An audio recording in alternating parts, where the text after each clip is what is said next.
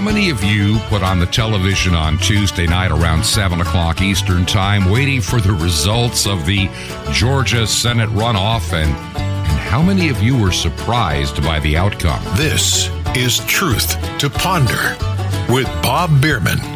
And welcome to the Wednesday edition of Truth to Ponder, and I'm your host, Bob Bierman. Well, the election in Georgia to me was absolutely no surprise, and I explained to you on Monday what I believed would happen, that already had happened by the time the polls opened on Tuesday. Early voting, Democrats have become the master. They know how to harvest ballots. Republicans still believe it's 1952 and we like Ike. And everybody's going to go to the polls and make it a big deal on Election Day. Well, if you get thwarted at the polls, if the weather turns bad, or you decide I've got something else to do or something comes up, and a handful of Republicans don't show up, that's how you lose by a small margin. Because you didn't do the early voting like the Democrats have done. Then you also have to recognize that Georgia is going through a change right now, whether you want to believe it or not. There are many rural areas, smaller counties that are conservative. Sure, I've lived in them. I know them well. But Atlanta has grown immensely. Savannah has become a, shall we say, destination point for many people on the left. And so the state of Georgia has a few big blue pockets that have changed the character. Atlanta's always been a bit of a, well, I'll put it politely, a city that had an evil side. It always has. And I can remember that even 45 years ago when I worked there. You could tell it under the surface. You had open prostitution, a lot of drug use going on right before your very eyes in Atlanta. You had a lot of adult men's clubs. In other words, these are pretty nasty places. And so this has been the bedrock of Atlanta for way too long. And now you bring in all the money and the growth and the airport and all that goes with it. And you can see where the state of Georgia is now under the control of the city of Atlanta and a few other places. And so none of this surprised me. Will it ever change? When Jesus comes. Now, there's something else about today that we need to talk about for a few minutes on the program. And it's one of those things that are getting forgotten over time. A lot of young people today have no clue about history. They have no clue about current events. They do their thing with Facebook and TikTok and Instagram. And the world, they're just oblivious to the world, and they only know what social media tells them they need to know. But this day is a very historical day. December 7th, 1941, a date which will live in infamy. The United States of America was suddenly and deliberately attacked by naval and air forces of the Empire of Japan. The United States was at peace with that nation, and at the solicitation of Japan, was still in conversation with its government and its emperor, looking toward the maintenance of peace in the Pacific. It's hard to believe that 81 years have come and gone since that day at Pearl Harbor. And right after that speech, young men all over the United States found their way to enlist in the military. My father was one of them as soon as he turned 17 in the early part of 1942. The greatest generation that had lived through a depression, raised in a depression, now being called on to fight a war on two theaters. And the worst part is, as I look back over time, and history begins to reveal its ugly side, how many of those in Washington knew that war was coming? How many wanted us to be in the war in Europe, even though in 1940, Roosevelt ran on a platform saying we will not get involved in a European war? He lied. And he knew he was going to lie, because I think they knew they would find a way to get in. Because by getting in, America becomes a power. and those that are on, shall we say, the left, those that were progressives, get to work on reshaping the globe. And they did. And so here we are 81 years later in a very strange paradigm. And whether you want to believe it or not, we're still living in the legacy of the Second World War 80 some odd years later. 80 some odd years later. What the progressives wanted 100 years ago in World War I, they finally gained in World War II. And even as Eisenhower said, beware of the military-industrial complex. We'll talk about that soon. Today, our guest host, Jim Calhoun, comes to the microphone. And I want to thank him as he thanks me for the opportunity to give him the time. I'm so glad that Jim is able to do this. And I've got something special I'm going to share in just a few minutes about something Jim and I are thinking about. But for now, here's our guest host for today, Jim Calhoun. Thanks, Bob. It's truly great to be back on Truth to Ponder. And I want to thank everybody for the comments that I got for the last show. I had some listeners that really liked last week's show. And I had fun putting it together, and I'm really glad that it hit a nerve out there. And yes, I do think that all of us broadcasters and any journalists at all, and I don't consider myself a journalist, but anybody that has the ear of the public and they're on the right side of history and they are on the right side of the facts and they are on the right side as far as knowing who to serve, and that is to serve Almighty God and not Satan, that we all really need to stick together. And that's something that I think should happen all the time, is we don't have to walk in lockstep, but we do have brothers and sisters out there that are trying their hardest to save our republic and also to save humanity. And so there might be small little petty differences between the people, but everyone that's on the same side, we really need to act like we're on the same side, because if we do have some unity, we're going to be a lot more effective. Well, I'm going to be talking about several things in this show, but I'm going to start out with a true story. And I'm going to be telling on myself. I think that part of the story is tragic, part of it's comical, and I hope that you enjoy my exploits of this last week. Most of you know I have a ranch. It's not a very big ranch, but I do raise registered Scottish Highland cattle. What is a Scottish Highland cow? Well, they have long hair and long horns. They look like prehistoric beasts, but they're really docile and gentle. And I will add here that if you are someone that has a small parcel of land and you want to have a cow for your own beef, or you want to be able to possibly sell a calf or two, I highly suggest that you need to look into raising Scottish Highlands. That's my stock tip for today. And of course, I'm talking livestock. And the market is way up for Scottish Highland cattle. And I'm very impressed with the sale that I went to. And I sold 3 head, and I didn't want to sell any, but you know, when bills come due, you have to do what you have to do. And I was very satisfied with the price that I got for these cattle. But I had to take the cattle to a special sale, to a special sale barn, which happens to be 700 miles away from my house. And I decided I was going to take my Studebaker and pull a trailer with it. And my Studebaker would have done it, except about a day before I was supposed to leave, the brakes went out. So I didn't have a chance to repair the brakes. And I had a very good friend. He called me and said, I have a pickup, got a brand new transmission in it. It's ready to go. I want you to take it. And so I thought that was a God moment, that this gentleman, who's a great friend of mine, offered me his pickup. Well, I'm loading up everything, getting ready to go. Then I get a text from the person that was going to watch my dogs. And I do have dogs that work cows, and so I have working dogs. So I have a small dog pack of 5 dogs. 4 of them are working dogs, and one of them is kind of there to eat the rest of the food. But anyway, she's precious in her own right. And also, I raise chickens. And so I have 18 chickens and 5 dogs. And I had someone that was going to care for them as I went on the 700-mile trip. Well, the text said, I can't watch your animals. going to the hospital for emergency surgery. And so I quickly said a prayer for this person, and everything went well with the surgery.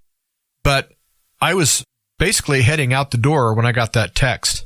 I was going to take the chickens and deliver them, and I was going to deliver the dogs.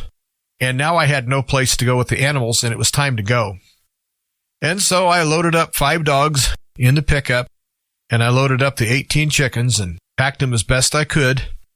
And off we went on a 700-mile trip with 4 cows, 18 chickens, and 5 dogs, and me. And yes, I am certifiably nuts at times, but I had to do what I had to do. Now here's where it gets interesting. I get 300 miles away from the house, and everything's going great until the pickup, which was loaned to me, shuddered a couple times and then went karunk. And the transmission just flew apart. Automatic transmission.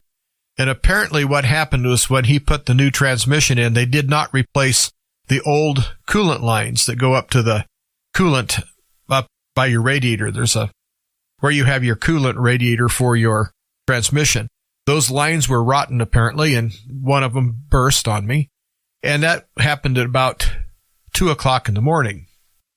And I'm on the interstate with lots of traffic, and I was able to roll it into a truck stop. It just happened at the right place that I could actually get off the road.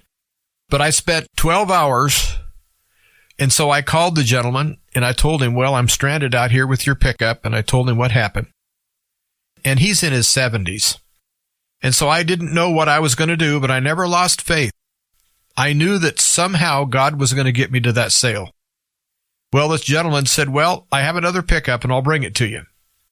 He said, I'll put it on a trailer and haul it with my other pickup, and then unload this pickup, and then we'll load the bad pickup onto the trailer. I'll head it home. Then he said, it's going to be a while. And I said, well, I've got a little time. If, we can get it going, I'd appreciate it. Well, I did not know that the vehicle that he had, the tires were bad. It did not have a trailer hitch, nor did it have trailer wiring. And so my friend, who's in his 70s, stayed up all night. He has a little workshop, and he changed 4 tires. He put on a trailer hitch, and he rewired the truck for trailer lights. And he drove it 300 miles to rescue me, all in 12 hours, which I was very impressed with. And when I found out what he had to do, what work he had done to this pickup, I was just amazed. He's also a very good Christian man, and he has faith as well. So anyway, I get the pickup, we swap everything over, we get the other one loaded, and off I go. I checked the time on my phone, and I was not going to make it to the sale in time to unload during the specified hours that I had to be there. So I gave him a call, told him the story, told him I was coming, and they stayed open for an extra 2 hours waiting for me to go in. It was pretty uneventful, the other 400 miles. And so I get there in time to unload, and it was 23 hours by the time I left the house to when I pulled into the sale barn. And the chickens had not been fed or watered because I had them packed away. I couldn't get to them. I wasn't planning on being broke down, and I couldn't get to the chickens very well to feed them or water them. And of course, I could not feed or water the cows. And I didn't really stop for myself either. I just kept going. Well, I get the cows unloaded and get them all cared for, and I care for the chickens. And by the time I did that, it was only 4 hours before they wanted me back to get the cows ready for sale. So I decided, well, there's no use driving off the sale barn parking lot with the trailer, because there's no way I'm going to be able to find a room with this pulling the stock trailer behind me. Plus, I have 18 chickens and 5 dogs, and I doubt if anyone's going to rent me a room. So I went ahead and laid down in the pickup with the 5 dogs, and they kind of kept me warm. I know, it sounds crazy. Well, then all of a sudden the chickens decided, the roosters anyway, decided that there was enough light coming from the lights in the parking lot that it must be dawn. And so for 3 hours, I heard the darndest crowing contest you've ever heard. Well, of course, I didn't get any sleep. But everything went well at the sale, and I got everything ready to go. Got a good price on the animals. And I was very satisfied, even though I was very sad to sell these heifers. I did not want to sell them, but sometimes you have to raise money. And so I had to offer a couple up for sale that I really didn't want to. So I go ahead and get my check and we headed home. I'm just going to deadhead in and go home. It's normally about a 14-hour trip. I thought, well, I just did it in 23 hours. What's another 14? Well, I went ahead and headed it down the road. Really didn't have any problems, but every town that I went through, the street lights of the town would wake the roosters up. And so I went through dozens of little towns with these two roosters, just a cock-a-doodle-dooing away all the way through town, just nonstop. Then I'd get outside the town, it would get dark, they'd go back to sleep. I'd hit the next town and I'd go through the town with a lot of fanfare with those roosters. And so I think Jed Clampett and Granny and the bunch would be really proud of me, because I think I even outdid the Beverly Hillbillies on this one, going through these little towns with crow and roosters. But God is good. I never lost my faith. I got the price that I needed to get. The chickens survived the trip in good shape. Matter of fact, they laid eggs going, and they laid eggs both ways. And now they're home and happy, and the dogs are home and happy. And I made it home safe. I went to pay the man for the use of his truck and also to work out what I could do to get him another transmission. And anyone that knows Dodge 3/4 ton pickups that are 4-wheel drive, that transmission is not cheap. And I don't have the money. I don't have even money probably to buy the nuts and bolts it would take to hold that transmission together, actually. But I'm not going to let a friend be hung with something that happened when I had a hold of the steering wheel, even though that could have happened to anybody, because it wasn't anything that I did to it. It was just something that happened. Well, my friend refused to let me pay anything on the transmission. Now, I'm still twisting his arm and telling him that there's no way I'm going to stick him with the entire bill of a transmission. And then he one-upped himself. I said, well, what do I owe you for the rent of these pickups? He said, nothing. Now, what kind of a friend is that? You cannot find friends like that very easily. And God had his hand all over everything. Now, I'm going to make sure I'm a blessing to this man because he's made sure to be a blessing to me. And so I think that what I'm trying to say, the moral of this story, is that we all need to stick together.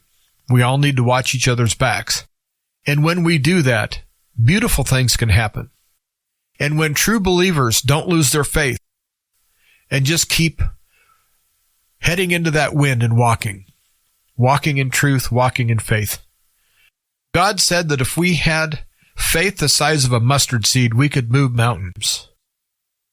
And if you would have been with me on this trip, you would have thought many times that the trip was not going to be successful, that there was no way I was going to make it where I was going. There's a lot of people that would have quit, but I'm kind of stubborn, and I'm also kind of tough. Matter of fact, I'm a lot more tough than I am smart. But there's only one thing about me that trumps my toughness, and that's my faith. I never, ever lost faith. And I think I was rewarded for not losing my faith. And I think that God does have his children in his hands. I think he watches over them. And so I really had a very long trip because I was pretty well awake for 23 hours. Then I just got 2 hours worth of sleep, if you can call it that, with chickens crowing. And then I did a 14-hour drive and got home. And when I got home, I had things to take care of. And I got about 5 hours of sleep last night. But I woke up and I was able to function as well as anyone can when they're tired.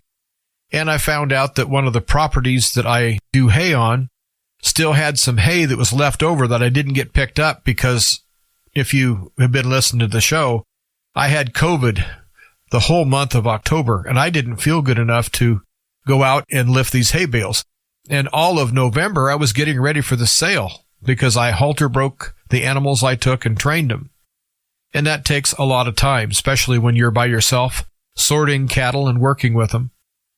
And so I decided that that was my priority, is that after the sale, I'd go pick up the bales. Well, yesterday when I got home, I noticed that there was a big cloud of smoke over about 4 or 5 miles away over in the hills. Never did dawn on me that that was my hay on fire. And I went and checked this morning and half of my hay burned up. And I'm dealing with that. But just like all the other things, is that I'm not losing my faith. And some of you people might really connect with this and others might not. But I think that when you're doing things and you're in God's will, I think it doubles or triples the chances you're going to be a target for Satan. And so I think a lot of roadblocks are thrown in the way of true believers by Satan. And so I feel that with my quote-unquote luck is that there's a very real possibility this is just an attack. And so I'll just wear that attack proudly. That means that I must be doing something right. If I'm annoying Satan that much, I must be doing something right. And so I give all the praise to God. I thank Him for everything He does for me every day. And I really want to say a big thank you to all the listeners who put up with me. And a lot of people would like to know me better as a person. And so that last story ought to tell you something about me. I never quit. I never surrender. I always stand up for what I think is right. And I always try to do the right thing. Even if the right thing is hauling a bunch of chickens around with roosters crowing as you go through every little town. I hope you got a kick out of that story. I didn't get a kick out of much of it, but I'm glad it's over, and I'm glad everybody's safe. And also, the animals that I sold went to great little farms, and so I'm really happy about that. Okay, enough about my little story here. I'm going to finish the rest of the first segment talking about another thing that I noticed on this trip. I used to travel for a living. I've traveled millions of miles in the entertainment business. And so I've seen about any kind of a truck stop and fast food place and diner and gas station and road and, there's not very much I haven't experienced. But this trip really opened my eyes because when COVID hit, my career of traveling was pretty well stopped. And so I really haven't traveled much for 2 years. And when you're away from something for a couple years and you go back and experience it again, you kind of know what to expect. It's like riding a bicycle. But I've noticed that there's an awful lot of people who are being employed right now that are of the younger generation. Now, I'm not against young people. I want to state that as a fact. But the young people are not being trained in our schools. The young people really aren't being trained at home. And so I had to deal with lots of cashiers and a few people that were serving fast food on this trip. And I did notice a huge difference from just 2 years ago. The cleanliness of the places that I did eat, and I ate on the way back. I really didn't eat on the way there, but on the way back I stopped a couple times. And the cleanliness was noticeably not there. I mean, these places were dirty. And also, they've been famous pretty much through the years for having a clean establishment. So that kind of took me back. But the attitude of the employees, and they were all in their 20s or late teens, is that none of them cared. There's not one bit of excellence that I saw. Nobody was striving for excellence. Nobody. They didn't care if the food was cold. They didn't care if the floor was swept. They couldn't count back my change. They couldn't take my order very well. And it seemed like they couldn't understand English. They'd look at you like you were speaking a foreign language when you're trying to order French fries. And so I just don't understand why our culture has let any kind of excellence at all slip. And that's why I shop in mom and pop's places where I always deal with the manager or the manager's kids or someone that's really close. And I really think everybody needs to do that because every corporate place, from the corporate gas stations to the corporate food places I stopped, It was like that same mentality that the cashiers had was just transported to the next person I dealt with. And I'm not saying that I had horrible experiences. I'm just telling you that it was different, and I noticed it. And the old saying goes, you can't soar with eagles when you're surrounded by turkeys. And honestly, the people that were serving me this whole trip were a flock of turkeys. And I don't know really what we're going to do about this, except we need to understand that somebody has to pick up the pace here. Somebody has to pick up the ball and run with it. Somebody has to be civil, and someone has to be coherent and responsible, and someone has to be striving for excellence. Because if that doesn't start happening, then our culture is basically finished. At least it's finished as being a leading culture in the world. Because the people that I had to deal with, there was not 1 ounce of leadership that I saw, which was very sad. And so if you have young people in your house, train them to be excellent.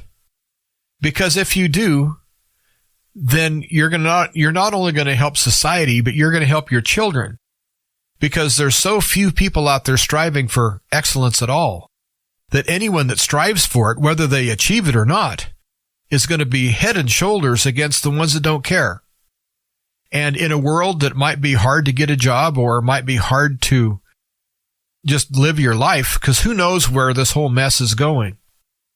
I think it's the people that have an excellent attitude, an excellent training, and an excellent work ethic. I think they're the ones that are going to do the best in this brave new world that's being pushed on us.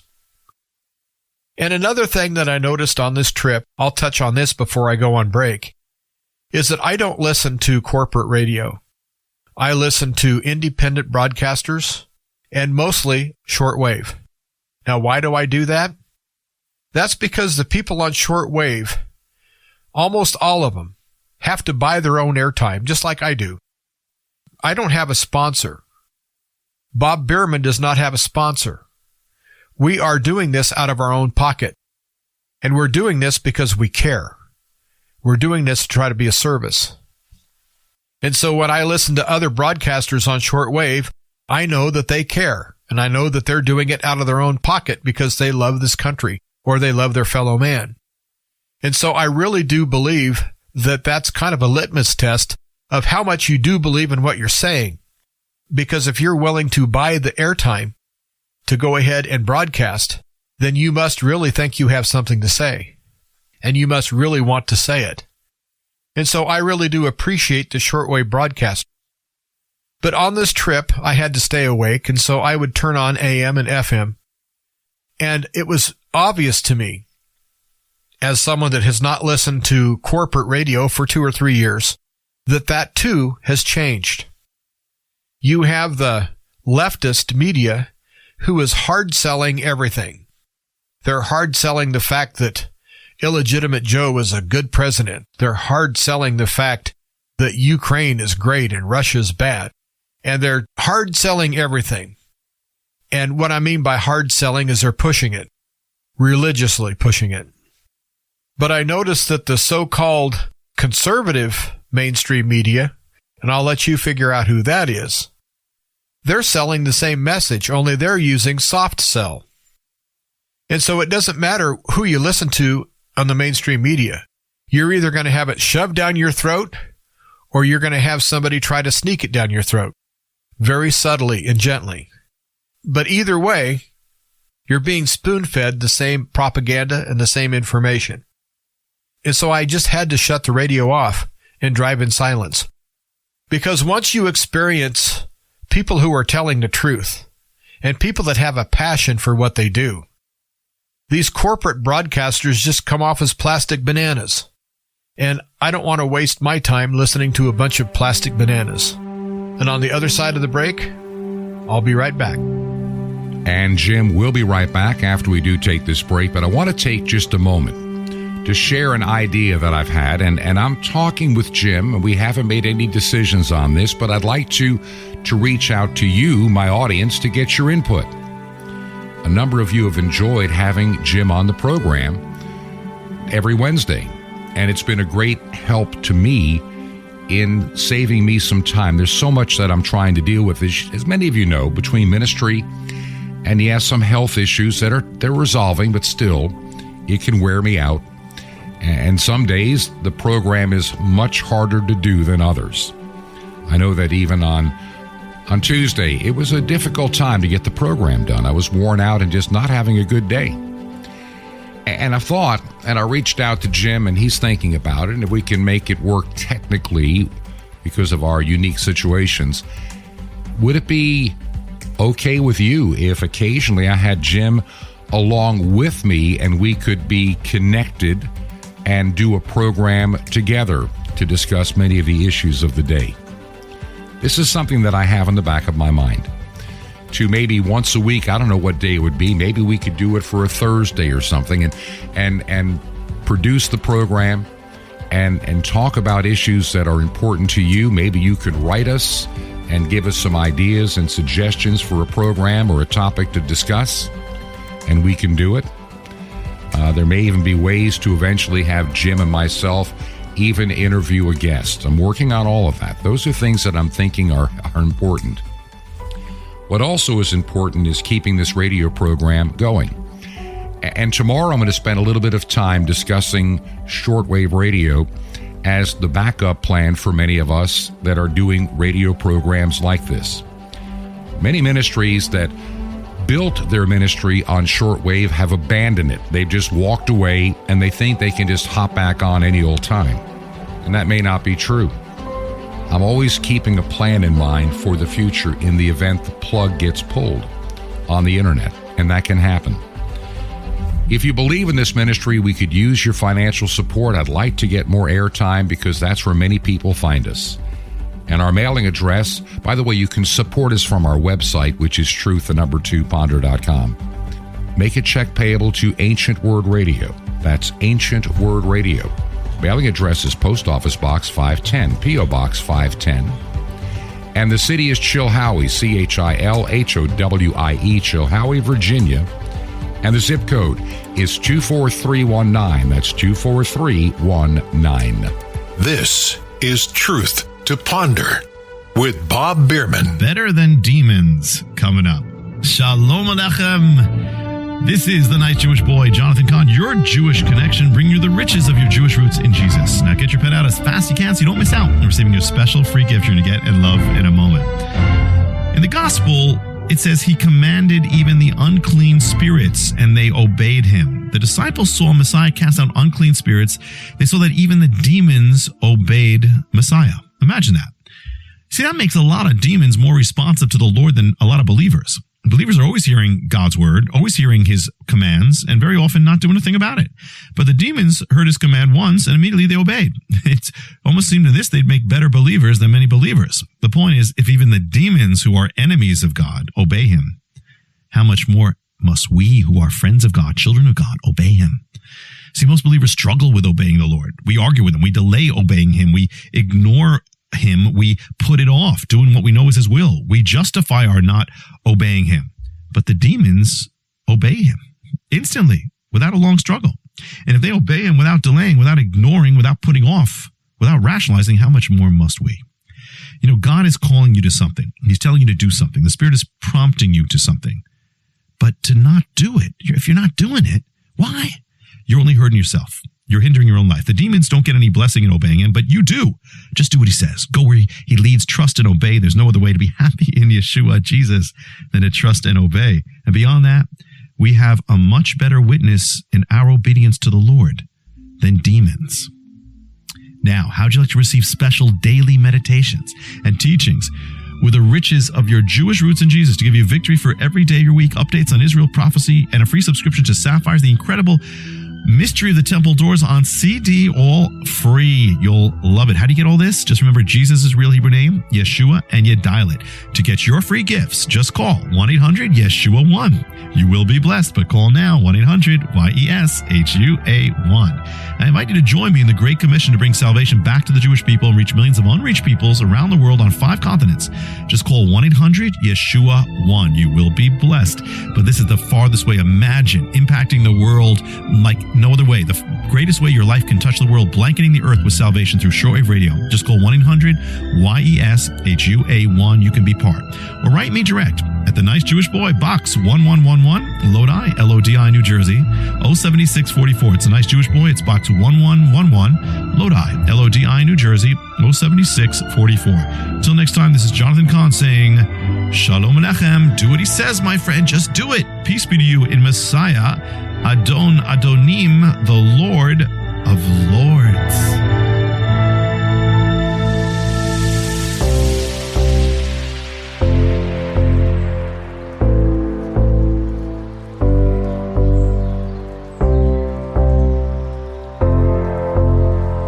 This is Truth to Ponder with Bob Bierman. Welcome back to the second half of Truth to Ponder. I'm Jim Calhoun sitting in for Bob Bierman today. And Bob will be back tomorrow with another great episode of Truth to Ponder. And in this part of the show, I want to pick up where I left off as far as shopping small. First of all, I go to no big box stores. None. All the huge corporate entities out there, they don't need my money, and so they don't get any of my money. So where do I buy things? Well, last year about this time, I talked about this little town called Stapleton, Nebraska, where you seem to be able to get almost anything you want in a town that only has like 200 people in it and only 4 or 5 businesses. But I had to take the check from my livestock up to my bank that happens to be in this little town. And as I'm doing my broadcast, I have to use lots of flash drives or memory sticks, whatever you want to call them.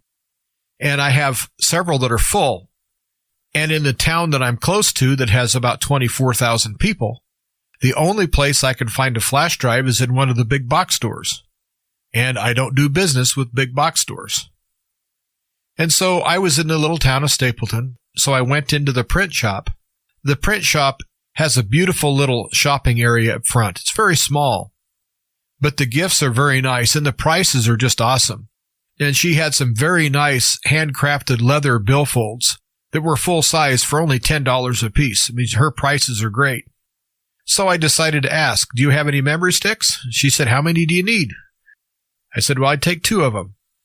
And so she went and got me 2 memory sticks. And so in that little town, I could buy the food for my animals and food for myself.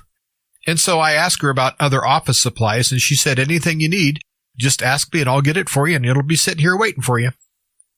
And I'm dealing with the owner. And I really like that because people like that will bend over backwards to make sure you have a pleasant experience. You don't have to deal with a quote-unquote untrained young person that has no desire to really be excellent. And when you're dealing with people that have a passion for their business and you're dealing with the owner, there's nothing like that.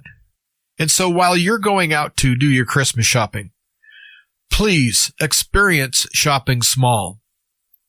Sure, it's easier to drive to the big box store and run through there and fill a shopping cart. I'm sure it's easy. And so is buying a cheap pizza in a grocery store and throwing it in a microwave. That's cheap and easy too. But does it taste good? Probably not. And so I guess what I'm trying to say is you do get what you pay for, but you get something from the small shops that you don't get in a big box store or you don't get very often anymore. And that's service. And that's excellence. And I was so happy to be back dealing in this little town. And I did buy some groceries and I did buy some livestock feed and I did my rounds in the town. It doesn't take very long. But I was able to pick up everything I needed. In every store I dealt with the owner. Every store knows me by name, welcomes me by name as I walk in. They know what kind of things I buy. They're extremely friendly, they're extremely knowledgeable, and they really do care. And so I'm going to buy all of my Christmas gifts from these little stores. Because as I told one of the business owners, I do not enjoy handing my money because I work awful hard for the money I have. I do not enjoy handing over my hard-earned money to a big, nameless, faceless corporation that doesn't care anything about me. But I know that when I deal with these small businesses and deal with the owner, that they do care that I have a great experience. They do care that I'm happy. They are very grateful that I shop with them. And they tell me that too. And I'm starting to know all of these business owners as friends. Do I try to take advantage of that and tell them to cut me a better deal? No, I don't. I have a hardware store I deal with quite a bit in another small town. And every time I go in and buy some things for the ranch, some hardware or something, and I put a pile of it on the counter, he will ring it up and look at me and say, well, I'm going to give you 20% off today. I don't ask for it, but he offers it. And that's the owner. And he can do that if he wants to. And so I tell him, you really don't need to do that because I understand how hard it is to be a small businessman in a small town. And he says, well, I want to do that for you. You're a great customer. Thanks for coming in. Those are the kind of experiences that we all can have if we would understand that we're letting this world that has no excellence, that's just this cardboard cutout of what things should be, this phony world, this phony new thing that they're trying to push on society. The fact that lots of people are put on the floor at a department store of some sort that have no clue of what they're doing. They're just a warm body that has a pulse. And so they put them out there, and some of them, you wonder if they do have a pulse, the way they just kind of mope around. And so I told one of the people today that I really enjoyed handing them my money. And they looked at me and smiled and said, okay. And I said, I don't want to hand my money over to someone I don't want to hand my money to. And when I go into a big box store, and that's why I quit going there, and you get customer no service, and you get a cheap product that likely will not last, that happened to me all the time when I went to a big box store, that I really don't have a good feeling. I might save $1 or $2, but I would rather hand that extra $1 or $2 to a hardworking, very conscientious person that cares. The business owner that owns and operates that business and gets up every morning and flips the sign over to open and is there all day and then flips the sign to closed before they go home. Those are the people that get my business, and I'm going to recommend everyone try to go for that kind of experience because I don't have very much money. You might say, well, why am I buying air to do the show? Well, I'm trying to get a new career going. And so I'm going to do what it takes to make this work. And I started my first show, Stepping Out in Faith, and I've been broadcasting for over a year now, and I'm still walking in faith. But what I was getting at is I don't have a whole lot of money. And so I really don't like spending any money. Anyone that hangs around me for any time at all, they think that I'm pretty tight. Well, I am pretty tight with my money because if you don't have it, you got to be tight with it. But even with that mindset, if I know I'm spending an extra $2 or $3 with one of my small shops that I'm buying from, it doesn't bother me in the least because I know they're giving me the best deal they can, and they're giving me their friendship, they're giving me their service, they're giving me the attention that every customer should be given. And so I reward them with that. And so I would hope that you consider shopping small. It'll not only help your community and help your local business people, I think it'll help you too. I really do. Well, the next thing I wanted to talk about was the upcoming holidays. It seems like this time of year, they push that narrative that it's the most wonderful time of the year. Peace on earth and goodwill towards men.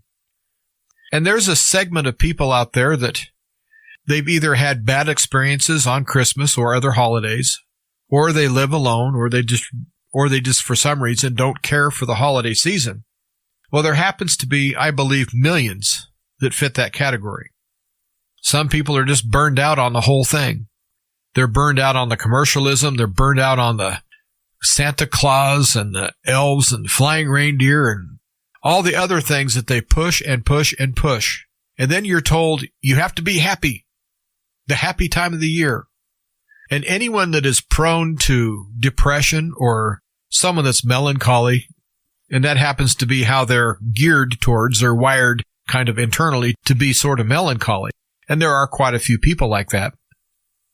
For you to tell a person like that that it's the most wonderful time of the year, you need to be happy, is very much the wrong thing to do.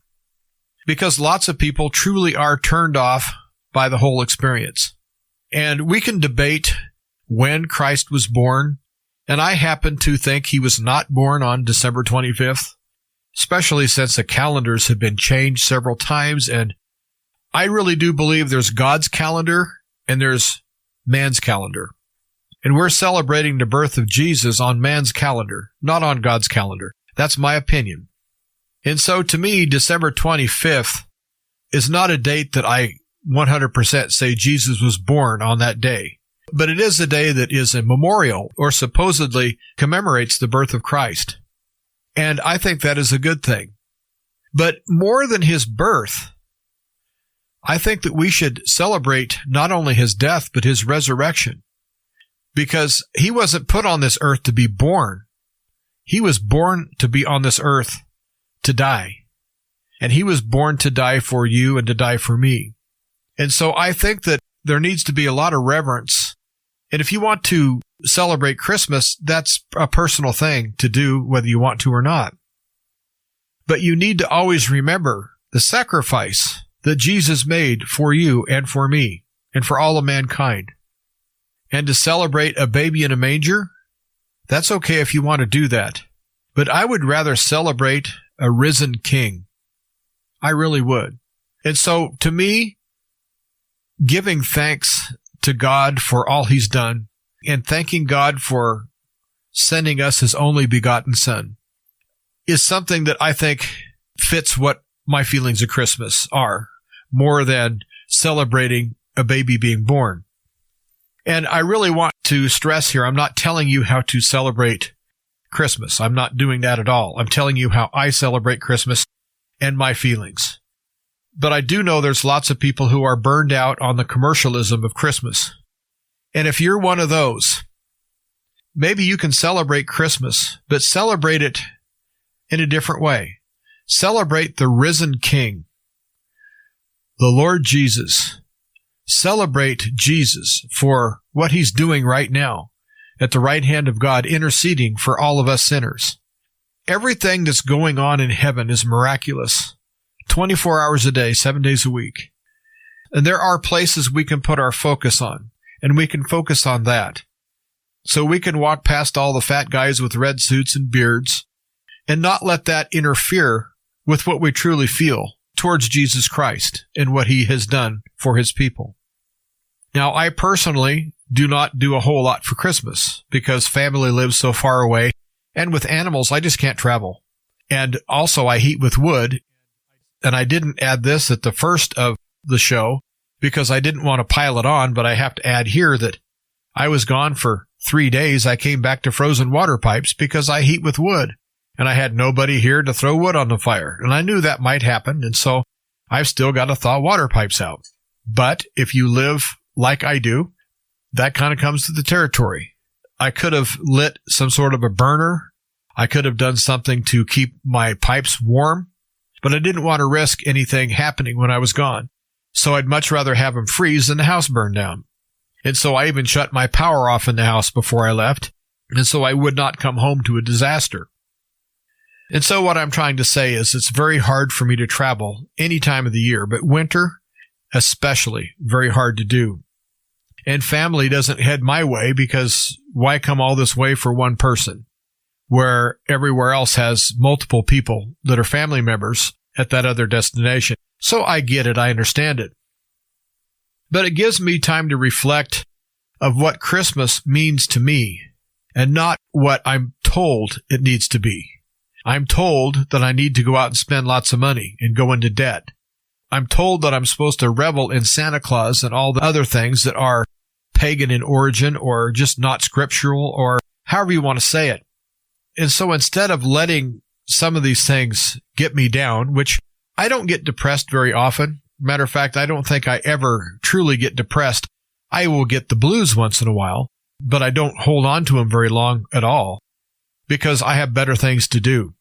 But I think one of the reasons that I don't get depressed because I don't let anyone set a narrative of how I'm supposed to feel. And I guess that's cutting to the quick here. What I'm trying to say is that don't let anyone tell you that you have to be happy. You don't have to be happy because it's December. And December isn't necessarily the most wonderful time of the year, but you make it what you want it to be. And if you want to make December the most wonderful time of the year, you make it that. and celebrate it as such. If you want to celebrate by decorating your house, do all the trappings of a modern-day Christmas, go ahead and do that. Just make sure that it's you doing it for your own reasons.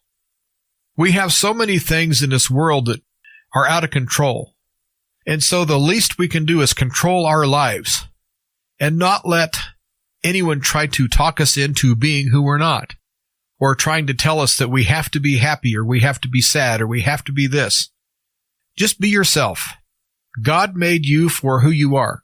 And so just be yourself and do what you normally do. And again, talking to those that have problems with the holiday season and especially Christmas time, if you adopt some of those things I'm talking about, it's either going to lessen your feelings of loneliness or however you feel, or on the positive side, it might give you a whole different outlook to where you can actually enjoy the season along with everybody else, only you're enjoying it in your own way. And so that's what I've done the last several years is I enjoy Christmas the way I want to enjoy Christmas.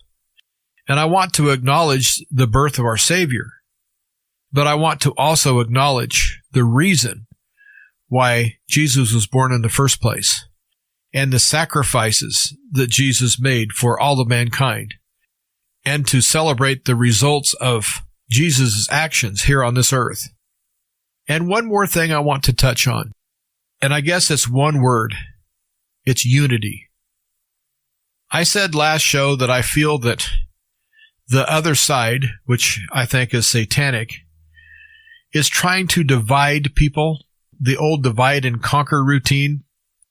And the more I've thought about that, I have several emails, and I even got a phone call about this last show, telling me how much they agreed with what I said. So I want to expound from last week's show on the unity theme. It's kind of like the old saying, you either hang together or you hang separately. And right now I think that Satan and his minions are loose on this planet, corrupting things and causing chaos and destroying and doing everything that's expected of Satan. And so therefore, I think it's time for people that believe to not hide that under a bushel basket, to let their light shine, and to share the good news, share where strength really truly comes from. And it does not come from the mainstream media. It does not come from the woke people. It does not come from all this liberalism and all the different satanic things that's happening. But your power comes from Almighty God. And I think that we all need to stand in unity in that one thing, and that is to let everyone know where your power truly comes from. And yes, you do have power. Just like I think, as I talked about the show, all the little things that happened to me that were really bad, and I made the comment that I must be doing something right if Satan's going to attack me that much. Well, I really do truly believe that.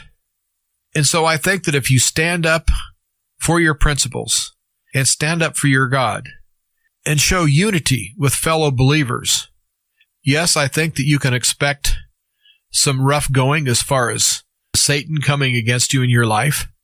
But I know that in the end, Satan is defeated. And I know that the meek will inherit the earth. And I also know there's a time and a season for everything. And I think you can be meek, but yet resolute. I think you could be humble, but yet strong. And so I think these personality traits that you do have, that God gave you, it's time to put them to work. Especially in a holiday season where a lot of people are celebrating for the wrong reasons. And that's just one man's opinion. And I really do hope that someone got something from this show today. I always enjoy my time at Truth to Ponder. And I really want to thank Bob Bierman again for him getting me on WRMI, both my music show and also my Living Off-Grid Power and Information show. I'm really thankful for that. And so I want everyone to tune into my shows, and I'm going to give you a central times. They're on WRMI 5850, and my shows are on Mondays and Tuesdays at 8 o'clock p.m. Central Time.